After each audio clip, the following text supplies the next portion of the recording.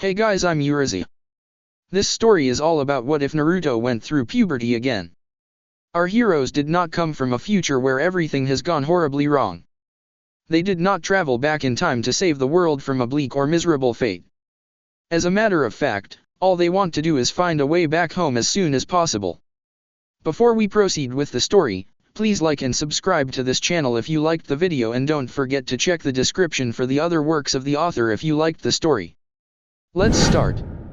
Chapter 12, The Number One Threat to America. Karen's teammates were complete and total assholes. This was the thought going through the redhead's mind as she stomped viciously through the brush and undergrowth. A thunderous look was on her face, and she was gnashing her teeth and clenching her fists. She and her team had not been in the forest for more than a few hours, and already she was feeling tempted to throttle those insufferable prats. She could barely stand her teammates at the best of times, and just the thought of having to put up with them for practically an entire week out here in the wilderness left her feeling ready to snap at the drop of a pin. Karen fumed, thinking darkly of the exchange which had just transpired between her and her fellow Kusa-genin. Echoes of their last conversation were still bouncing around in her head. "Hey, Karen, would you mind sewing my pants up? I must have ripped them on a tree branch." "Wha? No. I'm not your mother. Do it yourself, you lazy ass."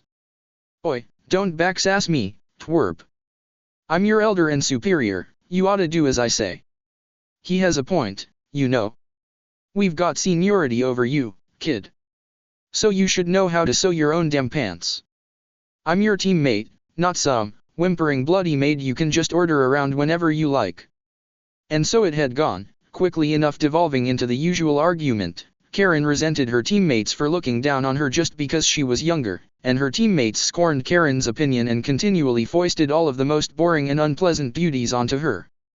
She asserted that she had a right to be treated as an equal. They had been on a team together for nearly a year, after all, and she felt that she had more than proven her worth, while her teammates refused to acknowledge her accomplishments and condescendingly told her to wait on the sidelines. Sure, it was strategically sound, what with how she was both their censor and medic, and also admittedly not that great in a fight besides, but Karen still resented it, and she chafed under the yoke of cowherd to her teammates' senpai.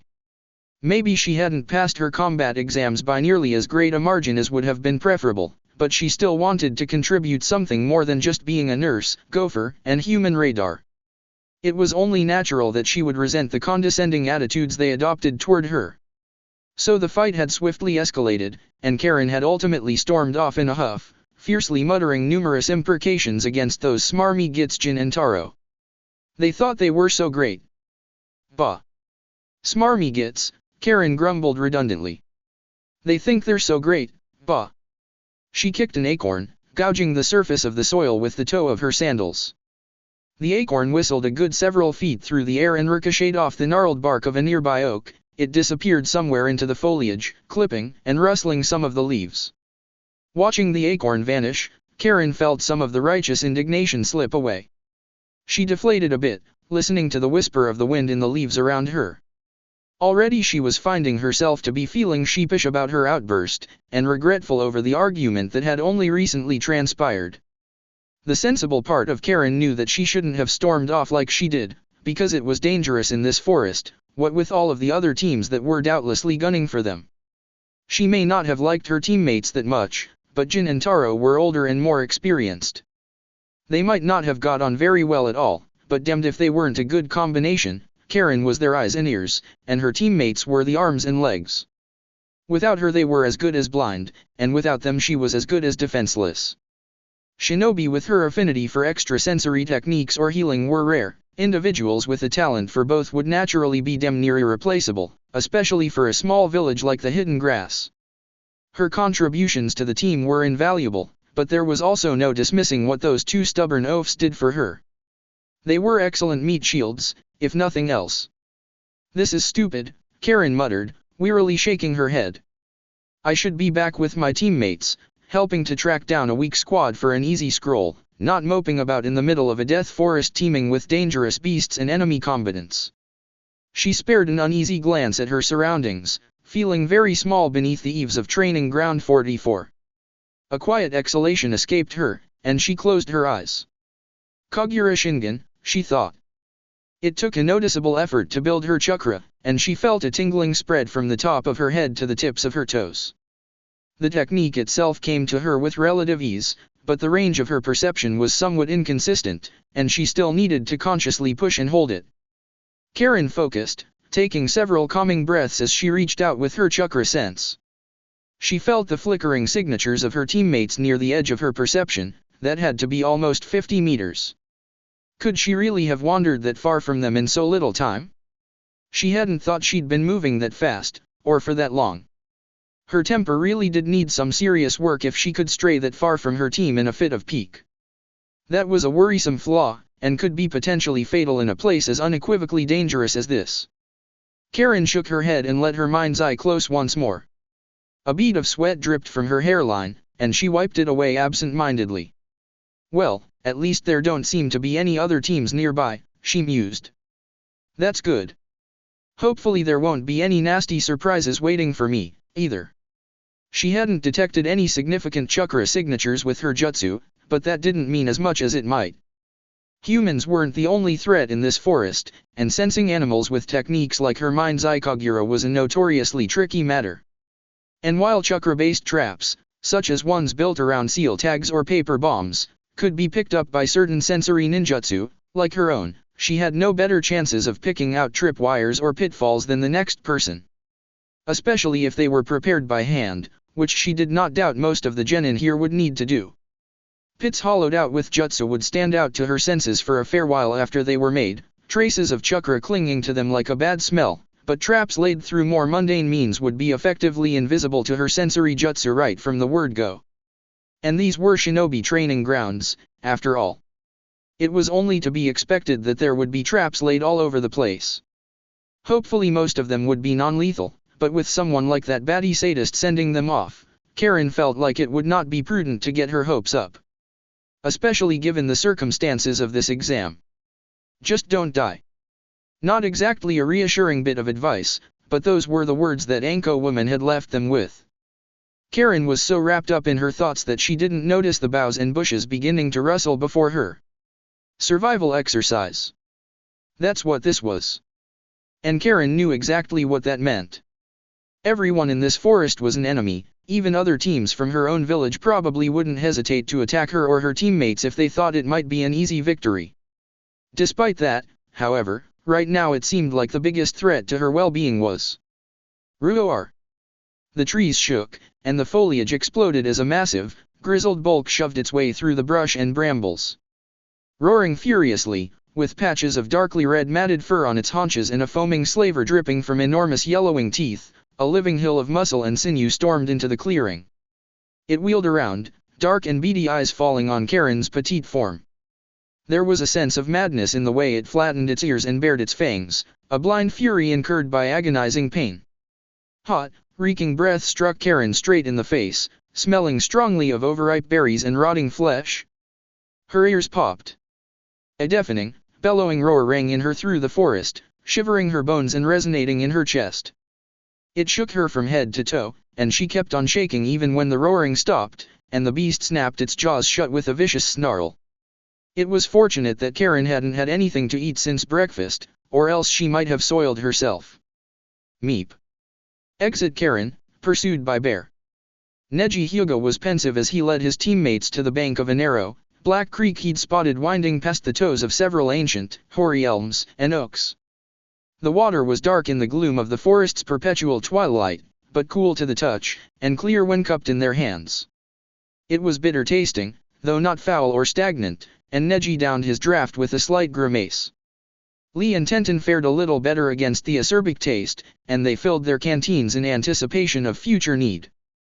The latter had a few gallon jugs in one of her storage scrolls. Might Guy may have been an eccentric teacher at the best of times, but he'd taught his pupils to always be prepared, as well as over a dozen spare flasks, and Neji himself had at least 3 redundant canteens on his own person, just in case. A squirrel darted up a tree over on the opposite bank, freezing in place for a moment as though it sensed Team Guy's scrutiny, before skittering frantically over a nearby branch and springing across to another tree. It scurried off into the dark eaves, vanishing from Lee and then Tenten's sight within seconds.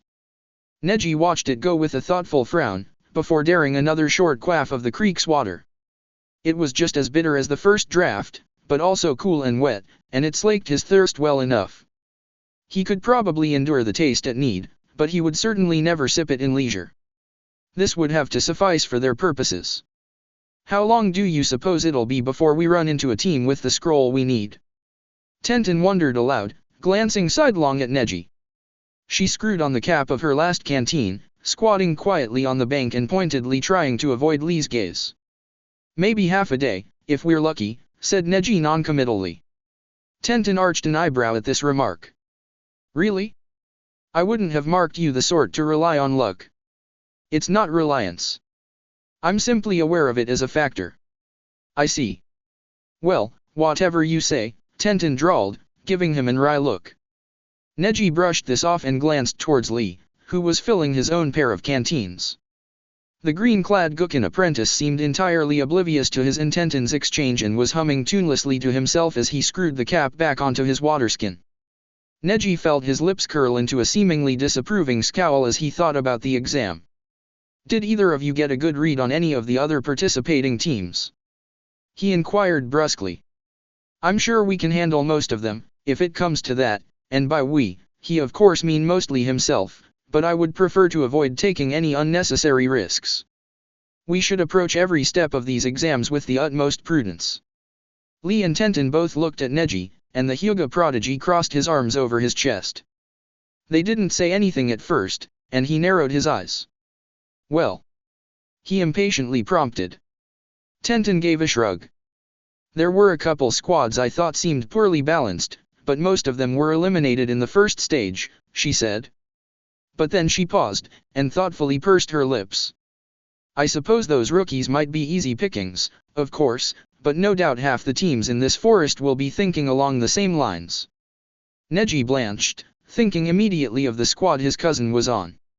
Not all of them, he said, trying to hide the slight tremor in his voice. I think it would be a good idea to avoid Team 8. Tenten frowned at this, and she gave Neji another odd, penetrating look. That's the team with the other Hyuga, isn't it? She said, squinting curiously at her long-haired teammate. What, are you sweet on her or something? In spite of himself, Neji couldn't help making a face at this comment. He felt his cheeks burn, and his gut roiled nauseatingly. Hinata, Lee spoke up, surprising the other two. That's her name, isn't it? I think she's Neji's cousin.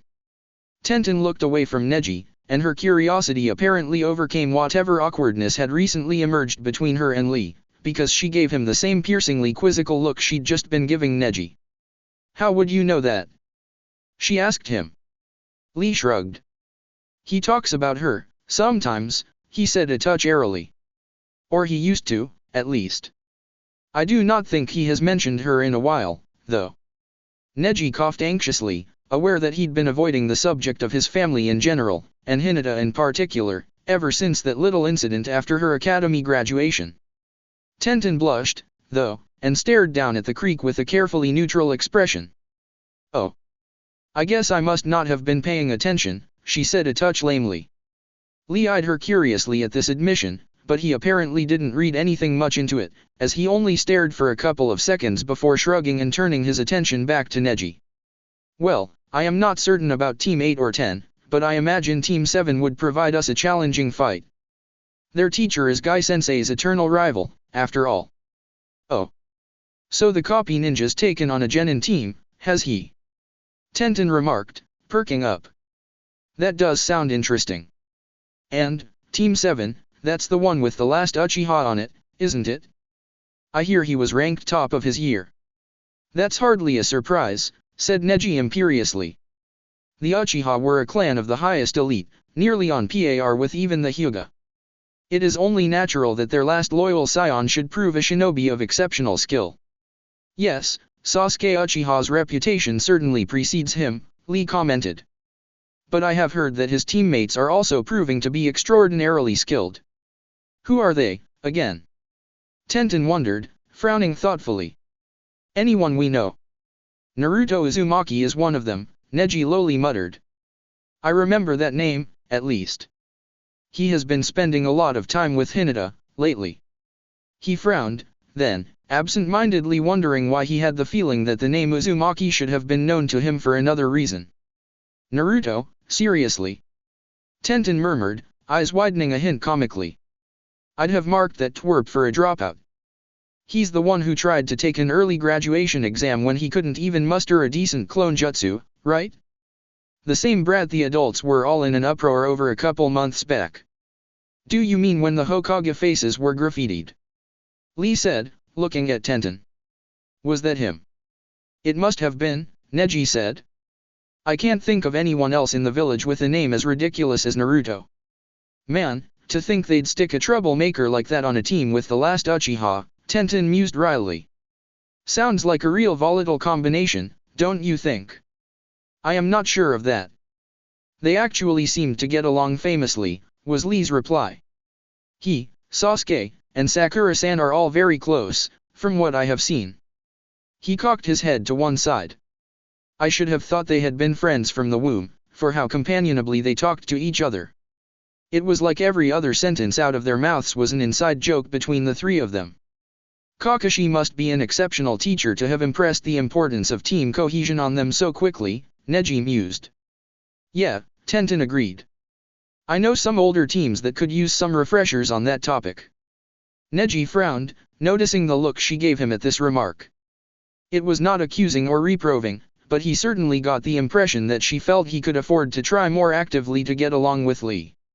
I'm sure I haven't the slightest idea what you mean, he said loftily. Tenten rolled her eyes, but she didn't say anything else. For a moment, Team Guy was silent as they finished packing up their gathered supplies. Tenten sealed her jugs and flasks into a couple of general-purpose scrolls, and Neji adjusted the canteens on his person so they wouldn't jostle or bump noisily. Lee perked up, suddenly, just as they were prepared to depart. We shouldn't stay in one place for too long, Neji had said, and Tenten had silently agreed, and he glanced curiously up and down the tiny creek which trickled and burbled through the massive, primeval forest. Did you hear that? He asked them, looking suddenly anxious. Hear what? Tenten said, frowning at him. All I hear are the creek, and the leaves rustling. Roar! A bellowing roar echoed through the woods, distant and faint but still undeniably audible. Shortly after that could be heard a shrill, girlish voice screaming a number of colorful invectives. Neji blinked. Tenten blushed. Oh, she said sheepishly. That. Lee frowned, and stared in the direction of the sounds. His brow knitted so tightly that his eyebrows were nearly a single continuous V of glossy black hair. It sounds like someone's in trouble, he commented. Neji sighed and resisted the urge, rolled his eyes. Of course it does. He muttered. Sasuke. Sasuke looked up from what he had been doing and glanced curiously at his teammate. Naruto looked strangely tense.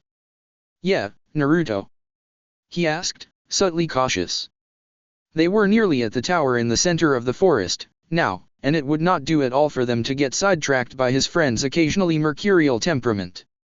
Naruto twitched. His fingers flexed, curling halfway into a fist before hesitantly pulling back and relaxing. His expression appeared strained, a conflicted twisting and contorting of the blonde's features that would have been rather comical under other circumstances. Hinata trusts me, right? Sasuke frowned. Yes, she does, he said slowly, unsure what this was about. She respects my opinion, and accepts that I only want what's best for her. Sasuke nodded carefully. She does, yeah, he said. To hear her talk, you'd almost think she believed you had the sun shining out of your every orifice. Hinata had a very high opinion of her husband. And she expects me to respect her in return, right? Naruto said. To not throw a fuss and come storming in every time she stubs her toe? To trust her to be able to take care of herself when she has to. Sasuke rolled his eyes. You've been married how long? He said rhetorically. I think you know what she can and can't handle, Naruto. The blonde smiled weakly, the expression obviously forced, and he nodded. Yeah, that's right. She can take care of herself, he said. Naruto twitched again, and his fingers curled once more into fists. They did not relax this time. Sasuke shot Naruto a concerned look. "Are you okay?" he asked. "If something's happened." Naruto laughed shrilly. "Oh, it's nothing. I'm fine," he declared. "It's not like my wife is fighting Orochimaru on her own, or anything." His voice cracked as he said this last bit, his pitch rising by nearly a full octave. Sasuke blinked at the killing intent rolling off of his friend. It was erratic, like he was fighting the urge to run right over and crush Orochimaru like an insect. Naruto was obviously trying very hard to suppress it. Sasuke couldn't help but notice, however, and even Sakura looked up from the scroll she'd been lazily toying with to glance curiously at the two boys. Neither of them seemed terribly concerned, though. "If she was in any serious danger, you wouldn't be standing here talking to me," Sasuke coolly reasoned, giving Naruto a shrewd look. "There'd be a cloud of dust next to me, and a straight line of leveled forest leading from here to wherever Hinata is. Since you haven't run off to her rescue, I dare say she's handling herself just fine." Naruto glowered. "I still can't help worrying, you know," he grumbled. "We hadn't been expecting that old snake in the grass to go after her. If I'd known this might happen, I would have put him on ice the second I first felt his chakra." Sakura laughed, and patted him reassuringly on the arm. "You wouldn't have," she said confidently. "We both know you're not a killer, Naruto. At most, you would have beaten him within an inch of his life before turning him over to the Umbu, like what you did the last 3 times someone was stupid enough to target your wife." Naruto twitched. "Those were just the people who tried to kidnap her," he replied. He turned and gave Sasuke and Sakura an almost frightening look. "The assassins never had enough of a body left behind to warrant formal investigation, once I got through with them." Naruto's sake flared so intensely as he said this that a small family of birds, several squirrels, and one nearby, lounging tiger fell to the ground all at once, twitching and frothing at the mouth, simultaneous heart attacks. Sakura merely raised a single eyebrow, and Sasuke waved his hand dismissively. Neither of them so much as flinched. "Is that how it works?" said the pinkette, eyeing Naruto skeptically. "Are you sure? Because I'm pretty sure that's not how it's supposed to work." "He's Hokage," Sasuke said, as though this explained everything. "I'd be more surprised if he hadn't been covering up any deaths. I'd probably have done the same thing in his place." Naruto nodded emphatically. "And I know for a fact what you did to that one guy who tried to poison Sasuke in his sleep," he added, piercing Sakura with a gimlet eye. "I'm sure your students learned all kind of things about high-velocity impacts from studying his remains, but that really is the sort of thing you should clear with me or Shikamaru, first." Sakura at least had the decency to blush. Sasuke just looked relieved that Naruto had moved on from fretting over Hinata. As if she couldn't take care of herself just fine. Briefly, Orochimaru wondered where it was, exactly, that he had gone so wrong. So horribly, agonizingly wrong. Maybe it was the human experimentation. That had been kind of extreme, in hindsight. He'd felt justified at the time, of course, and it had certainly helped that some of his earliest and tamest studies had been performed, with the Council's approval, on captured enemy combatants, and he had definitely advanced his knowledge by leaps and bounds with those experiments. But it had been so great an advancement that when he inevitably ran out of approved test subjects, he had not felt like stopping his experimentation. Resenting the legal limitations being placed on his research, he had started to look elsewhere for viable guinea pigs, quite unbeknownst to any village authorities. Of course, even when his experimentation had been entirely within the bounds of shinobi law, which was notoriously muddled and nebulous when it came to general ethics and human rights, his teacher and teammates had never really approved of it. Sarutobi-sensei had accepted, however reluctantly, that it had been a grim necessity of war, and trusted that Orochimaru would ultimately use what he learned from his testing for the betterment of Konoha's shinobi, but he'd not been happy about it. And, to be fair, this had honestly been Orochimaru's intention, at least at first. Even if he had focused most heavily, even then, on the enrichment and augmentation of one shinobi, himself, in particular, it still had initially been done for the sake of adding to the Leaf's knowledge and military strength. But somewhere along the line it seemed he'd gotten a bit full of himself and decided that he, Orochimaru, was the person singularly most deserving to make use of what he had learned from his experiments. It probably didn't help that he'd been working so closely with Danzo Shimura and the Foundation at the time. Certainly Danzo was a brilliant, effective military leader and tactician, but even at his best he tended to be a bit short-sighted, as well as far too chauvinistic to ever accept anything less than total submission to the Hidden Leaf's sovereignty from the other nations and hidden villages. That probably should have been a warning sign, really. Not to say that Danzo was a raving megalomaniac, or anything of the sort. The man was fervently dedicated to Konoha's safety and prosperity, even if at times he seemed to border on insubordination towards his old friend, Hiruzen. Danzo was a die-hard patriot, willing to do absolutely anything to ensure Konoha stayed at the top of the heap. But this was kind of the problem. Just serving a few years in Umbu could throw an otherwise decent man's moral compass off-kilter, and Danzo had been working in the deepest, darkest heart of Konoha's military since long before most of village's active shinobi had even been born. Danzo had no compunctions about conscripting orphans, giving them training so extreme it'd make even Might Guy go, "Dude, what the hell?" And forcing them to fight and kill their closest friend to mentally break them and rob them of all emotional grounding, before continuously sending them off on horrifically suicidal and morally reprehensible missions until finally they either died in action or snapped under the pressure. Root's only retirement package was an unmarked grave in the middle of nowhere. There were no pensions, health benefits, or stock options. Foundation agents were lucky if they got so much a single sick day in their entire career, and they usually had to be all but dying in their cot to warrant even that much. If Umbu was hell, then Root was the frozen lake at its heart where Satan gnawed on Judas. So it was only natural that Orochimaru, having spent so much time in his youth studying under Danzo, nearly as much as he'd studied under Sarutobi-sensei, in fact, would ultimately crawl back out from under that particular rock with a frost-bitten tongue and breath that reeked of treachery.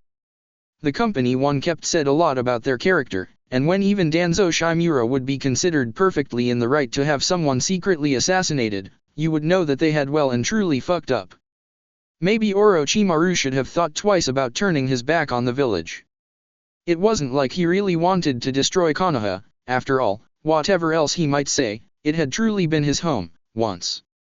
But he'd been chased out, exiled once the full extent of his experimentations had been uncovered, if only because they'd not been able to hold him down long enough for an execution. And of course there were the plots, the conspiracies, the betrayals and lies. He'd worked with Akatsuki of all people, and in that time likely figured out more about their true objectives than even the nominal leader knew, and he probably still would have been in the organization if he hadn't jumped the gun on trying to get a hold of Itachi's priceless Sherry non-eyes. It couldn't really be called a proper pattern if it had only happened twice so far, but there would certainly seem to be a causal connection between then and now. He had a really bad habit of underestimating young, Jujutsu-wielding prodigies, didn't he? Orochimaru ducked ruefully out of the way of one of the dragon-shaped chakra constructs that happened to be enveloping young Hinata's arms. She retracted and extended the phantasmal WYRMS with every thrust of her palms, her movements eerily fluid and graceful. The technique wasn't immediately familiar to Orochimaru, but it bore more than a passing resemblance of principle to her twin lion fists. He supposed it was simply a higher-level variant of that technique intended to compensate for the relative dearth of ranged combat options in the standard Hyuga style.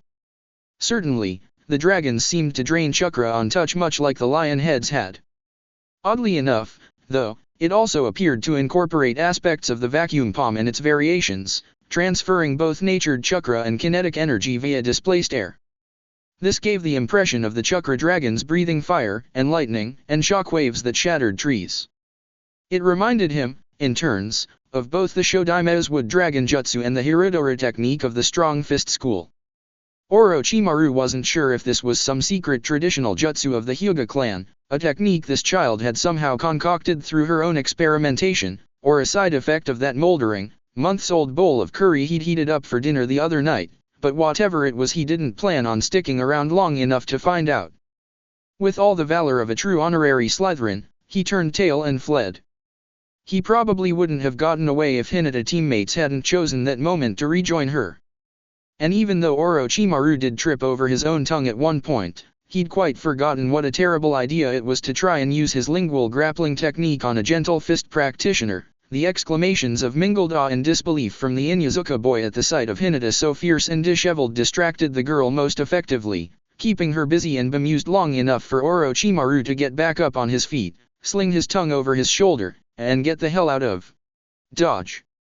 Just to be safe, he tossed a few flashbangs and pepper bombs over his back, in case they got any bright ideas about trying to follow him.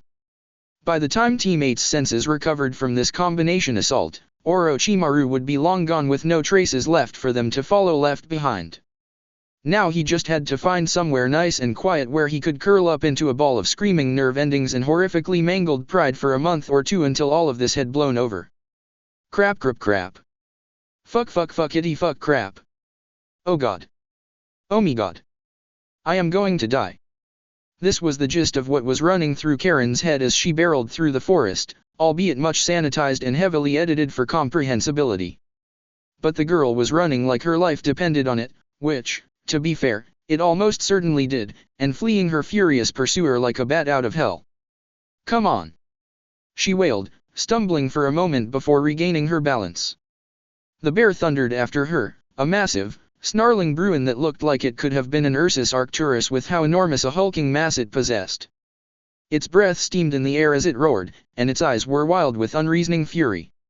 It hurtled through the forest of death, an unstoppable juggernaut of adrenaline and sheer bulk.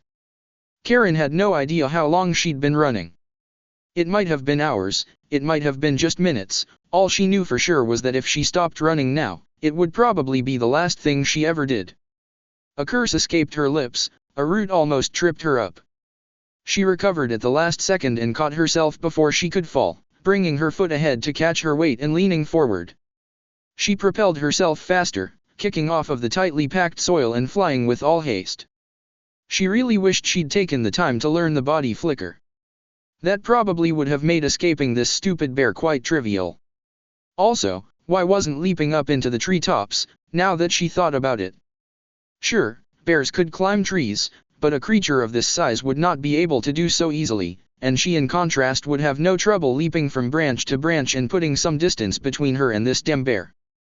Nodding to herself and smiling fiercely, Karen altered her trajectory and charged straight at the trunk of the nearest tree. She made it a whole 3 steps up the side before remembering that her sensei hadn't ever actually taught them the tree climbing exercise. Gah! You irresponsible mother! She began to swear at the man, before falling backwards off the tree trunk and hitting her head on the ground. Her glasses nearly flew off her face, and her bum smacked the trunk, heels striking hard and horny bark as she struggled to right herself through the disorienting pain of a throbbing hematoma and possible concussion. The bespectacled redhead swore a blue streak as she frantically rolled herself over, but the bear was practically on top of her by the time she managed to get herself right side up. Its slavering jaws were only centimeters from Karen's face, the girl panting and bruised, sweaty and helpless on her knees. She nearly gagged from the smell of its breath, which was putrid and foul and rancid in all of the worst ways imaginable. She stared hopelessly down the bear's blackened pink gullet, the seconds seeming to dilate into hours as her life flashed before her eyes. If Karen had any regrets at all, it was that she was about to die a virgin. She closed her eyes, praying that it would at least be over quickly. Dynamic entry.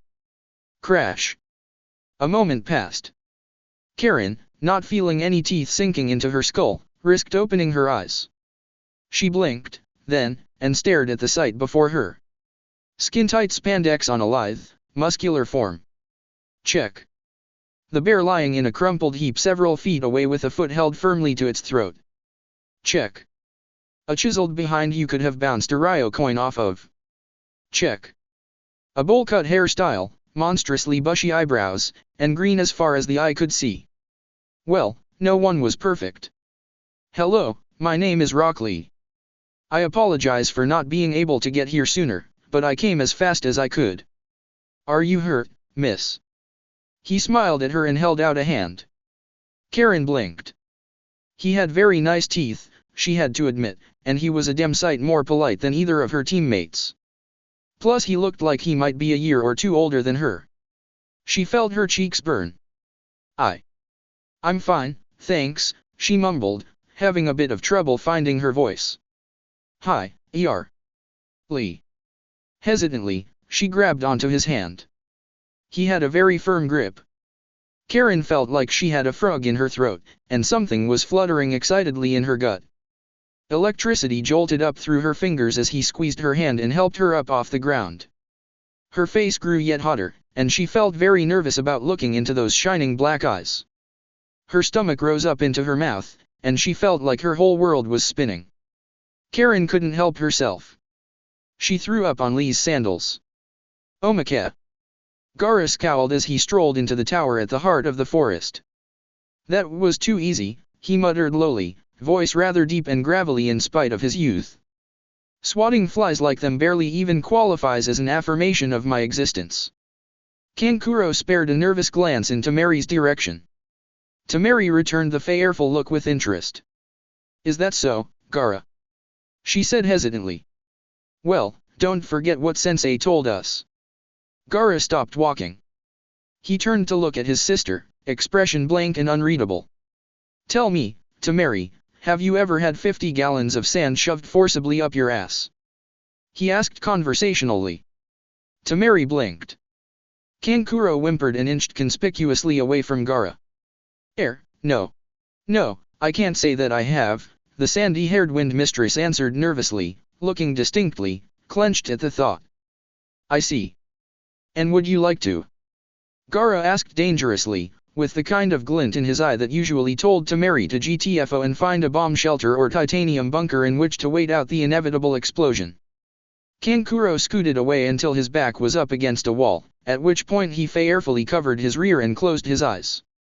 No, Tamari said, gulping and anxiously covering her own ass. No, I cannot say that I would, Gaara. The red-haired Jinchuriki leaned in close at this statement, looking his big sister straight in the eye. He spoke in a voice so low that it was scarcely above a whisper. Then don't tell me what to do. Tamari nodded like her life depended on it, and Kankuro collapsed into a weakly sobbing nervous wreck. Gaara turned and stalked off to goodness knows where. Chapter 13, Tower of Terror, or Conjugal Genjutsu. 3 teams finished the second phase of the Chunin exams within the first 4 hours. Naruto, Sasuke, Sakura. Gaara, Tamari, Kankuro. Hinata, Kiba, Shino. These 9 genin, through either skill or dumb luck, managed to acquire the scrolls they needed and make it to the tower in the center of the forest less than a quarter of a day after the test had started. So that was 2 teams from the leaf, and 1 from the sand. Obviously there were certain advantages associated with being in the home field, but still this news left the Konoha officers feeling a tad smugly patriotic. Those who had encountered the Suna team, however, may have felt a twinge of sympathy for the genin squads 8 and 7. These 6 Leaf rookies would need to spend the next 4.5 days in relatively close quarters with the Hidden Sands contestants, and none of those 3 young foreigners seemed terribly friendly. But that aside, there was another slight hitch in the plans for the second phase. This stage of the exams was set to last 5 days, and no one had really expected any of the contestants to pass so soon. This left the exam proctors with a headache and a half. Genma Shiranui glowered at a younger, mousy-haired Chunin, flicking an irritable sidelong glance at one of the gates in the fence surrounding Training Ground 44. What do you mean the quarters aren't ready yet? He drawled, chewing on a senbon. Those preparations were supposed to have been finished before the exam even started. He gave the young man a piercing look, causing him to gulp nervously. Well, Satoshi said he was on that. The feckless assistant mumbled. But, then I guess he got called out on a patrol mission, and I think he'd asked Kazumi to do something about it for him. But then her grandmother got sick, so she asked Aoba, but he was busy in TNI, so he shunted it off onto Shinji, and he asked Akane-chan to cover him when an important assignment came up, and, well. Genma crossed his arms over his chest. Let me guess, he drawled. Then she wasn't able to do it either, so she asked someone else. Right. The lad gulped. Yes sir, Genma, sir. Takeshi and Son were in charge of it after that, and I guess it must have just slipped their minds. Genma shook his head, exasperated. I see. He sighed. Kid, I'ma ask you a dumb question, and I hope you answer it honestly. This is important, okay? I don't want you lying to me, because then we would have a problem. He narrowed his eyes, leaning forward an inch or two. And I don't want us to have a problem. Capus. The mousy-haired ninja paled at the glint of steel in his senior's eyes, and he nodded frantically. Yes, sir, of course. He squeaked. Genma took in a slow breath, and shook his head ponderously, peering once more askance at the forest of death beyond the fence, an area which was presently off-limits to effectively everyone but the exam participants. If you knew these preparations weren't being completed. He drawled, pinning the lad to the spot with a gimlet eye. And don't try to say that you didn't. He added in a warning tone. But, if you knew that these people weren't getting their assigned tasks done, then why didn't you do anything to make sure it got done? The young Chunin went a bright shade of pink, and he nervously averted his eyes. It wasn't my job, sir, he managed to squeak out, clearly abashed. Genma pinched the bridge of his nose. Oh, for the love of... He shook his head with long-suffering sigh. No, of course it wasn't. He dismissed the assistant with a wave of his hand, turning to glare daggers at the forest. Genma Shiranui hated the Chunin exams. He really, truly did. It was just embarrassing how terrible most shinobi were at planning proper events. They just couldn't seem to wrap their heads around using their brains for anything that wasn't a mission. It was like trying to herd cats, or getting academy first years to do a serious production of Romeo and Juliet. Most shinobi were just completely hopeless when it came to this sort of thing. Raids were no problem. Sting operations were easy as pie. Covert ops and assassination were their bread and butter. But the Chunin exams? Oh, those never failed to get even the cleverest of ninja running around like chickens with their heads cut off. Places for visiting shinobi needed to be arranged, resources set aside for the preparation and execution of the various tests, and the Undertaker squad was still miffed about the Forest of Death being locked down while the second stage of the exam was on, and reams upon reams of paperwork to sign, file, notarize, etc. It was enough to make Genma's head spin, and that wasn't even getting started on all the manpower that needed to be diverted from missions in order to prep and proctor the separate tests and up patrols within the village.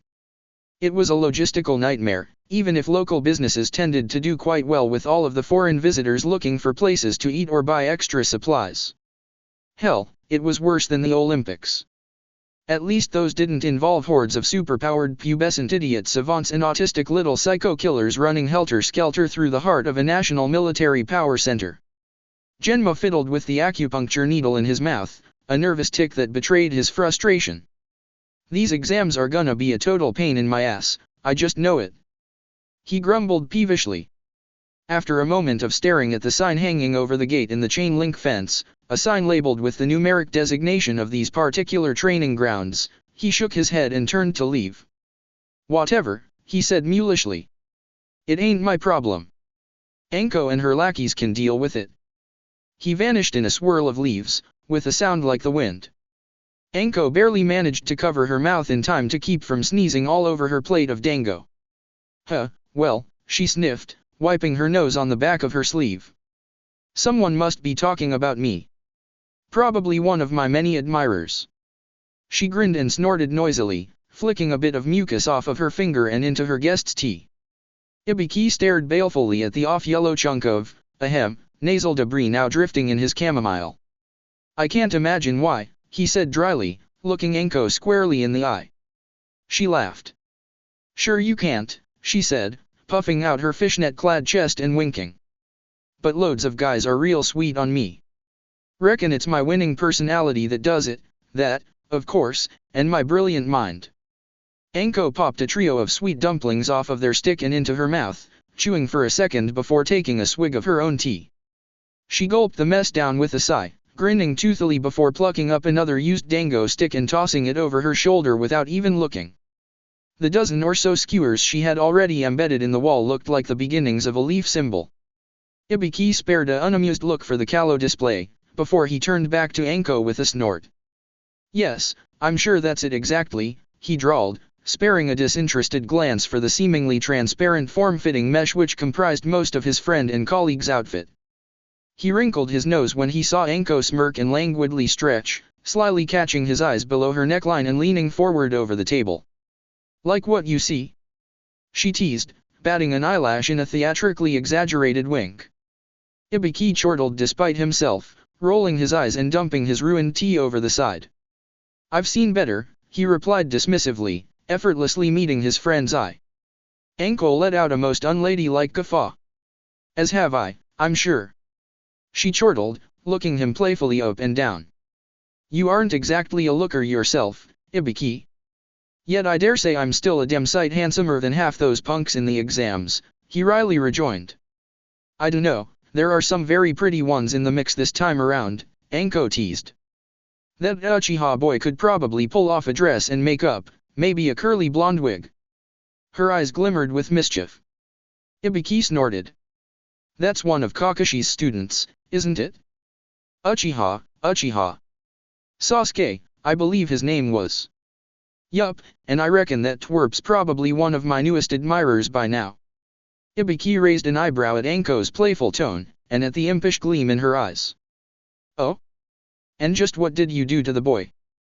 He asked, eyeing her a mite suspiciously. Anko was boisterous and fun-loving without much sense of propriety, plus a healthy dose of twisted ethics from being trained as a child soldier from practically as soon as she was old enough to write her own name. Usually, she knew better than to traumatize the rookies, but sometimes things got a little out of hand, and well. Anko shrugged off his concerns and waved an airy hand. Just a peck on the cheek and a bit of squeeze play, is all it came to, she said dismissively. I meant to get him with my usual scare tactic, as I'm sure you know, but he caught the knife and pointed it at my head. So I had to improvise.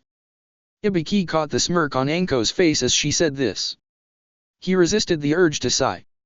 Last I checked, Anko, the boy was still only 12. Do try not to harass him too much, okay? He shook his head. Intimidation is one thing, but people are going to have words for you if you make a habit of going around and kissing prepubescent boys. Anko snorted and rolled her eyes. Friggin' Nancy's, she griped. Concerned parent groups and moral effing guardians. If they had their way, our genin wouldn't even leave their diapers till they were 35. They can't honestly expect us to keep babying the ankle biters, can they? Ibiki gave Anko a measured look. Shinobi or not, Anko, most of them are still children, he told her carefully. Even if they've been trained to kill, there are just some lines that shouldn't be crossed. Legally speaking, if nothing else. Said Anko mulishly. And as long as we don't cross those lines, we can continue to maintain our delusion of moral superiority, right? She scoffed. Come on, pal, don't give me that tripe and try to call it prime rib. There's a difference between doing the right thing and being a damn prude. Ibiki groaned and shook his head. Now, really. He sighed. Can we please not start this? Not today, at least. Please, Anko, I'd really rather not get into another of those debates, it's been a hell of a day for me already. Anko narrowed her eyes, but she said nothing and drained the last of her tea. After a moment of silence, she set the cup back down and shook her head, seeming to deflate at least partially. Bah, whatever, she muttered. It's been a long day for me, too. You know, I don't think anyone actually got around to setting up the temporary quarters in the tower. For the teams who finish early, you mean? Ibiki said.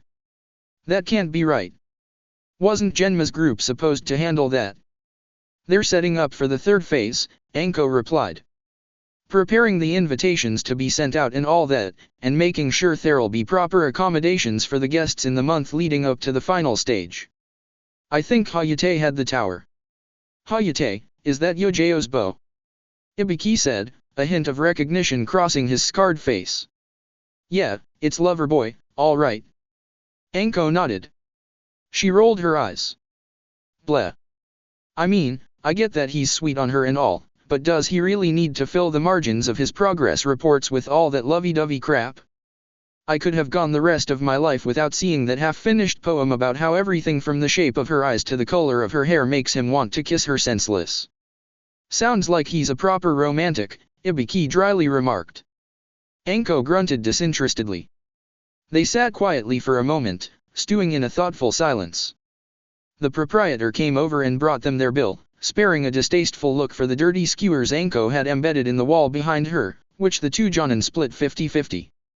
Then the pair of them stood and left the small dango shop, resuming their discussion on the unlikely subject of Hayate and Yojo's relationship. Anko was convinced it was only a matter of time before Hayate proposed. He had that look in his eye, she said, of a man possessed by the spirits of all that is sappy and pink. Ibiki was pleasantly surprised by this statement, and he mused that they were getting to an age where members of their generation were starting to pair off and think about settling down. Anko snorted, expressing her disagreement quite colorfully. She ranted about stupid couples and stupid romance and stupid cupids, vehemently declaring that she was quite sick of it all, and that she personally felt the world would be much better off with far fewer lovers in it.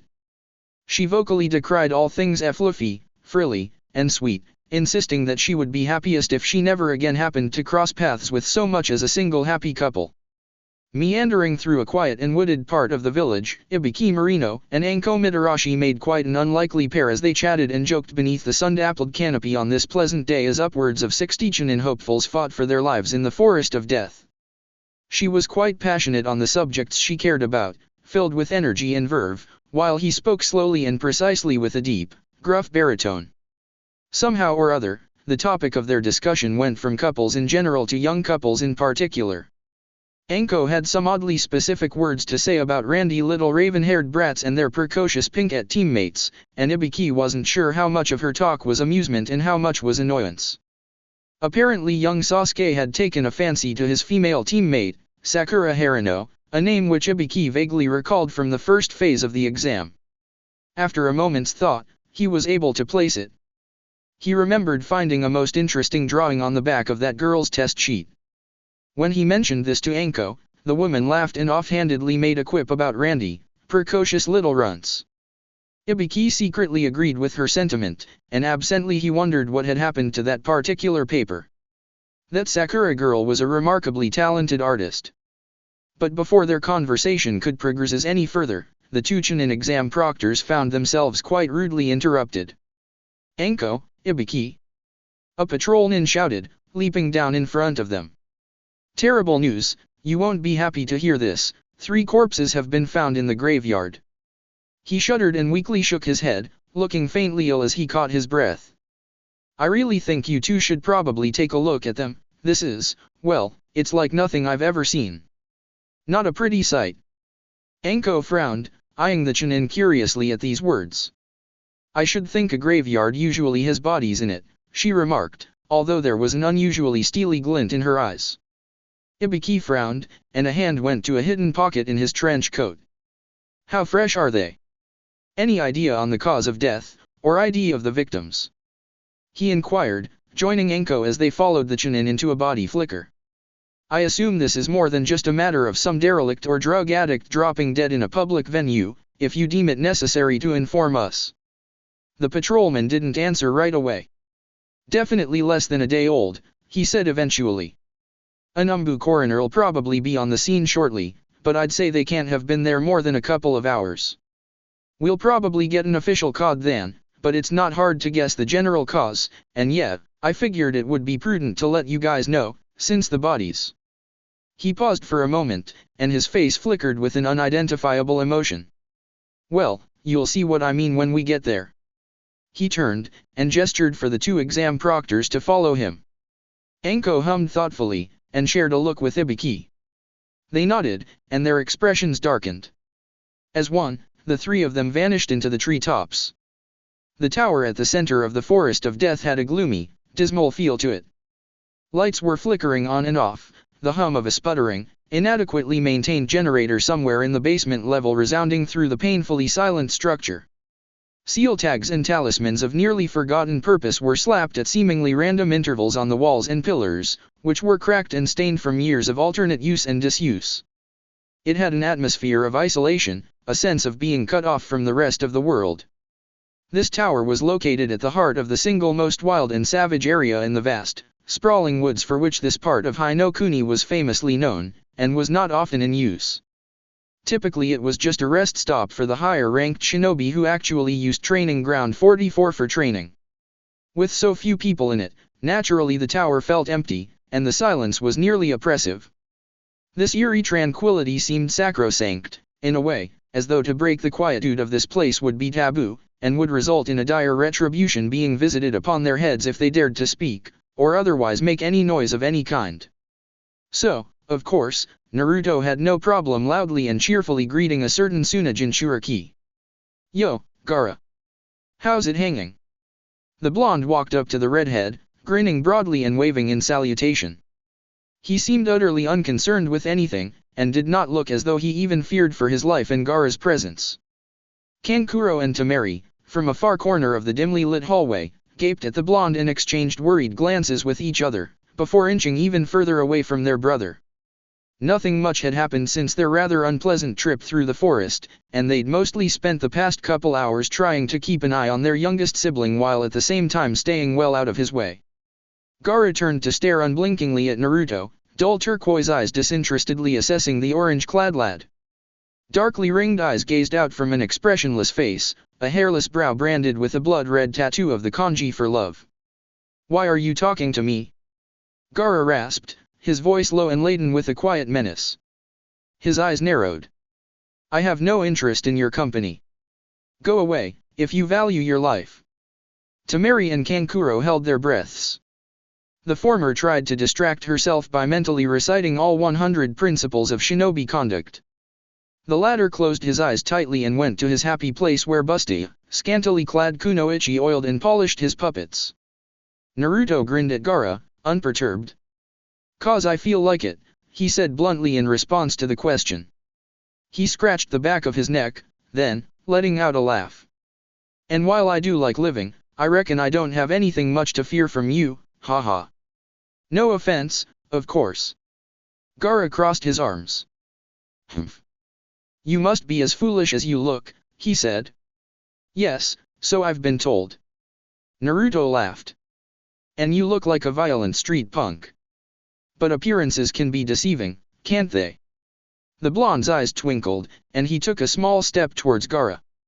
Despite everything logic told him, in spite of all past experience and present assessments of the boy before him, Gaara found himself reflexively, automatically taking a step back almost as soon as Naruto advanced.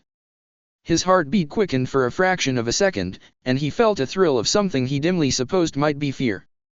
The smile hadn't left Naruto's face, but in that moment the air felt unbearably thick between them, and a massive weight bore down on Gaara's head. He found himself unable to meet Naruto's gaze, bowing his head to look at the other boy's toes. Temari gaped at the sight before her. It was utterly inexplicable. Had she not known better, she might have thought that thus Loudmouth had somehow cowed her youngest brother. But that was impossible, wasn't it? She shook her head, deciding that she must simply be imagining things, and sharply elbowed Kankuro in the ribs. Her middle brother had a rather dopey expression on his face, doubtless he had gotten a little bit too wrapped up in his happy place. Kankuro gave a strangled yelp, and shot Temari a dirty look. She gave him a stern glare in return, and he sheepishly folded without another word. They moved further away from Gaara, turning their backs and tiptoeing down the hall, figuring that whatever should happen next, it would be useful for them to be able to claim plausible deniability. "Perhaps they can," Gaara muttered at length, after several seconds of silence had passed. He still found himself inexplicably incapable of meeting Naruto's gaze, and his lips twitched infinitesimally downward at the corners, curling minutely into something not unlike a frown. With some effort, he hardened his gaze and raised his eyes to look Naruto straight on. There was something deep to those eyes, he realized. They gleamed with a soft light, a warm and gentle compassion like he had seen in Uncle Yashimaru's eyes. They were kind yet firm, caring, and forgiving. Blank and lifeless, frozen in terror and hate, glaring sightlessly at him from the shadows of memory and fear in the darkest corners of his mind, always staring, always piercing, always judging. Always and forever, that stare would be burned indelibly into his mind, into his dry and shriveled heart. It burned him, it froze him, he could not bear that gaze, but it would not be averted for anything. Not until he had paid for the sin that was his very existence, not unless he assuaged his mother's hate, quenched her parched and cracked lips with warm, sweet, worthy blood. Gaara felt an urge to shudder, but he suppressed it. His hands were trembling, however. You're lonely, aren't you? Naruto whispered insightfully, his stare piercing. He nodded. Yeah, I know you are. I can see it in your eyes. They're just like mine used to be, the blonde whispered, and for a moment Gaara could not help but see his uncle. Sand hissed and rattled in his gourd, the cork threatening to pop, to flood, and bury the hall in anger. Blood Hill. Believe me, man, Naruto continued, as though oblivious to the danger he was in. I know where you're coming from. I know those feels so hard. It hurts worse than anything else, doesn't it? It gets you right here, right in the goddamn Kokoro. When everyone refuses to acknowledge your existence, well, that just plain sucks ass, doesn't it? Something in Gaara snapped at these words. His eyes flashed, and he saw nothing but red. Sand erupted from his gourd, crashing into the walls and cascading down the hall in a thunderous cacophony of motion. Don't talk like you understand. He roared with all the venom and bile of an angsty teenager, his voice cracking and going hoarse from the sheer volume of his shout. You don't know me. No one understands my pain. Just shut up and die. In the blink of an eye, Gaara's sand filled the hallway before him from floor to ceiling. Walls groaned under the strain, bending outwards and threatening almost to buckle. Gaara twitched psychotically, growling and snarling. There was no way the blonde could have escaped that, he told himself. Naruto was, beyond any shadow of a doubt, surely buried in the heart of this flood. Looking absolutely livid, Gaara held out his hand and savagely curled it into a fist. With a sound like a thunderclap, the hall imploded. Enough sand to bury a full platoon of shinobi collapsed into a singular point, a perfect sphere of no greater than half a meter in diameter. Not a single grain littered the floor, every ounce of his resources committed into this surefire killing blow. There was no way the blonde could have survived that. Letting out a breath he hadn't realized he'd been holding, Gaara let his arm fall, and the spherical coffin of imploded sands collapsed. For a moment, he felt almost relieved, a rare catharsis that came with his most satisfying kills. Then a finger tapped him on the shoulder. What's up, Gaara? Came Naruto's cheeky voice. You see a fly on my shoulder, or something? That was some serious overkill just to swat a bug. Gaara blinked. It took all of his willpower to fight the urge to cry tears of rage. Sakura was glowing with contentment as she and Sasuke slumped to the floor, sweaty and panting and flush with exertion. They were fully clothed and not at all disheveled, but there was nonetheless an unmistakable air satisfaction about them. Sasuke's Sharingan was extinguished, silver, sable, and scarlet orbs having dimmed into a uniform, unpatterned black. He was smiling gently, his chest rising and falling with pleasantly labored breaths as he gazed at his wife with a soft and subtly passionate intensity. His face was ruddy, brow glistening with sweat as though he had just run a marathon. Sakura was beaming radiantly, smiling wide and humming a tuneless melody to herself as she reclined against her husband. She nestled her chin into the crook of his neck, lazily inhaling the fragrance of his sweat, the musky perfume of Sasuke Uchiha. His arm was wrapped loosely around her waist, and she was idly caressing his knee. That was magnificent, she purred, melting blissfully into his tender embrace. A giggle escaped her. Tsukuyomi is just as useful as I remember. Sasuke nodded absent-mindedly, bathing in the afterglow of illusionary, bonding between him and his wife. I can't believe I'd forgotten about that particular application, he admitted, lazily rubbing a hand up and down Sakura's waist. Well, now, we were pretty distracted, Sakura said defensively. What with everything that was going on? That's true, Sasuke hummed, nodding. He leaned a little more into Sakura, not particularly caring all that much about anything but him and her in that moment. They were cuddled up together in this out-of-the-way room, uncaring of whether or not anyone happened to come across them. 72 hours of mutual mind-screwing could do a lot for relieving stress. So, of course, neither of them were terribly upset when Kankuro and Temari stumbled into the room with fearful expressions. Sasuke and Sakura were too absorbed in sitting there and enjoying one another's presence to raise a fuss about any interlopers. The two non-Jinchuriki-san siblings, in contrast, were flabbergasted when they saw the pair snuggled up so intimately. Sure, the kids were fully dressed, and sure their clothes didn't have the disheveled or careless look of clothing tossed back in place after an NC-17 encounter, but Temari and Kankuro weren't idiots. They could tell, from the expression on the kids' faces and the way that they held one another, that obviously something had happened between them. Had they been less intent on fleeing their psychotic younger brother, Temari might have felt torn between envying these brats who could afford to be so lovey-dovey and scorning this grossly unprofessional behavior, and Kankuro probably would have scowled and felt annoyed that even 13-year-olds were getting more action than him. As it was, both still muttered rather darkly for a moment before turning around and beginning to barricade the door with whatever they could get their hands on. Sasuke shot an irritable look at the two siblings, reluctantly tearing his eyes away from Sakura. "Didn't anyone ever teach you two to knock?"